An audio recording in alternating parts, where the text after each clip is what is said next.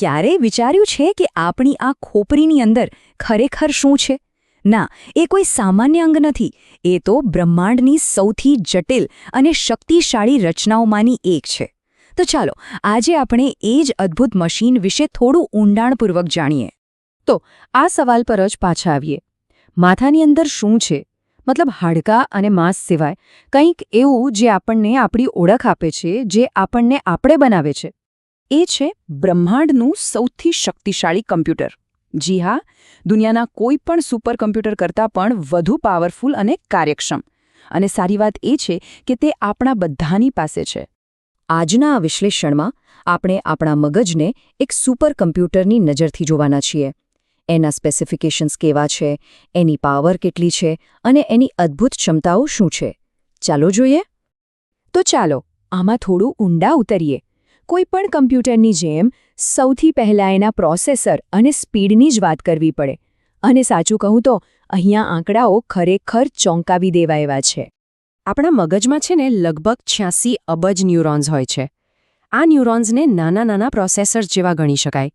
વિચારો, 86 અબજ! આ આંકડો કેટલો મોટો છે! પૃથ્વી પર જેટલા માણસો છે ને એના કરતાં પણ લગભગ 10 ગણો વધારે. અને આ પ્રોસેસર્સ એકબીજા સાથે જે સ્પીડથી કોમ્યુનિકેટ કરે છે એ છે લગભગ 430 કિલોમીટર પ્રતિ કલાક. આ તો કોઈ ફોર્મ્યુલા 1 કારની ટોપ સ્પીડ કરતાં પણ વધારે છે. એટલે જ આપણે પળવારમાં વિચારી શકીએ છીએ અને તરત જ પ્રતિક્રિયા આપી શકીએ છીએ. હવે આટલી બધી પ્રોસેસિંગ પાવર ચલાવવી હોય તો એનર્જી તો જોઈએ જ, બરાબર? અને આપણું મગજ એ એનર્જીના મામલે બહુ જ ભૂખ્યું મશીન છે. અને અહીંયા આંકડા તો જુઓ, ખરેખર મજાના છે.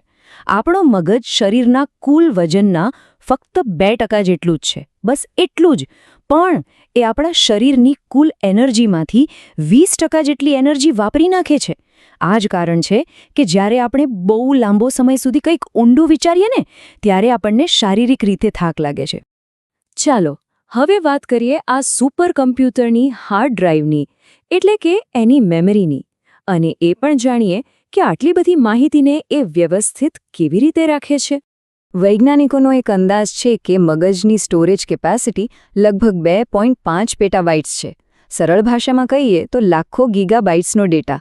આટલી બધી મેમરીમાં તો હજારો ફિલ્મો કે લાખો ગીતો આરામથી સ્ટોર થઈ શકે. આ બહુ મોટો સવાલ છે.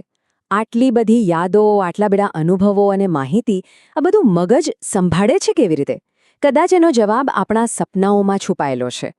એક બહુ જાણીતી વૈજ્ઞાનિક થિયરી છે. એ મુજબ સપના બીજું કંઈ નહીં પણ મગજની એક પ્રોસેસ છે, જેનાથી એ દિવસભરની માહિતી અને યાદોને ગોઠવે છે. જે જરૂરી છે એને સાચવી લે છે અને જે બિનજરૂરી છે એને કાઢી નાખે છે. કંઈક એવું જ જાણે કોઈ કમ્પ્યુટર પોતાની હાર્ડ ડ્રાઈવને ડીફ્રેગમેન્ટ કરતું હોય.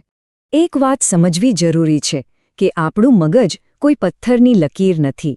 એક એવો કમ્પ્યુટર છે જેનું સોફ્ટવેર સતત અપગ્રેડ થઈ શકે છે. અને સાચું કહું તો આ જ એની સૌથી મોટી તાકાત છે. આ શક્તિને કહેવાય છે ન્યુરોપ્લાસ્ટિસિટી. આનો સીધો અર્થ એ છે કે દરેક નવા અનુભવ સાથે, દરેક નવી વસ્તુ શીખવા સાથે આપણું મગજ શારીરિક રીતે બદલાય છે. જરા વિચારો, કોઈ નવી ભાષા શીખવી કે પછી કોઈ સંગીતનું વાદ્ય વગાડતા શીખવું, આ બધી ક્રિયાઓ આપણા મગજમાં ખરેખર નવા રસ્તાઓ બનાવે છે. આ એક બહુ જ શક્તિશાળી વિચાર છે, નહીં? આનો અર્થ એ થયો કે શીખવાની કોઈ ઉંમર જ નથી હોતી અને આપણે સતત કંઈક ને કંઈક નવું શીખીને આપણા મગજને વધુ શાર્પ અને વધુ મજબૂત બનાવી શકીએ છીએ.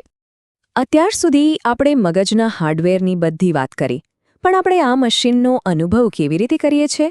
ચાલો એના યુઝર ઇન્ટરફેસના અમુક રહસ્યોને સમજીએ. તો આપણું મગજ મુખ્યત્વે 2 ભાગમાં વહેંચાયેલું છે.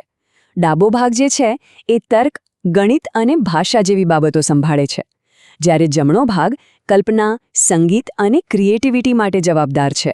અને આ બંને ભાગો જ્યારે એકસાથે કામ કરે છે ને ત્યારે જ એક સંપૂર્ણ અને સમૃદ્ધ અનુભવ બને છે. શું આપણે આપણા મગજને ખુશ થવાનો કમાન્ડ આપી શકીએ? તો જવાબ છે હા.